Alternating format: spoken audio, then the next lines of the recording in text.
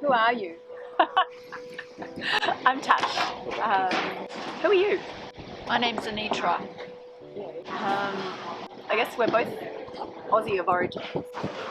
And I still live in Australia. Yeah, not me. Where do you live? I live in Europe. Yeah, in the Nordics. And so what brings you to this conference, the Degrowth conference? I guess I'm interested in a more environmentally and socially just world.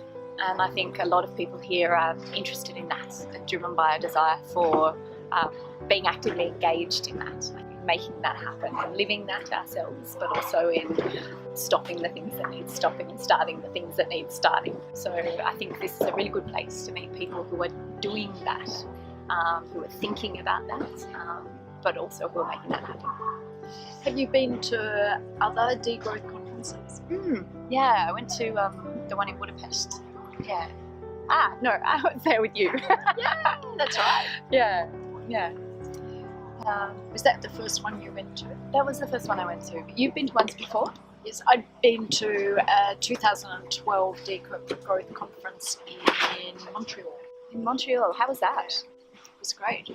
Yeah? Yeah, really great. Yeah. So degrowth in terms of your everyday practices. So, I think for me, everyday practices are less where it's at politically than in the more political change level. That said, I feel much more consistent with myself and much less conflicted about the way that I live in the world, living out some of the practices that I think are really important. So I'm vegan, I work in a workers' cooperative, I try and manage my life so I don't need a lot of paid income, so I don't buy a lot of things, I don't ever buy clothing, I get it from free shops or second-hand, sort of hand-me-down things. There's lots of things I do in my life like that are important to me on more of an emotional level, but I don't associate that so much necessarily with the sort of broader collective structures of change, I guess.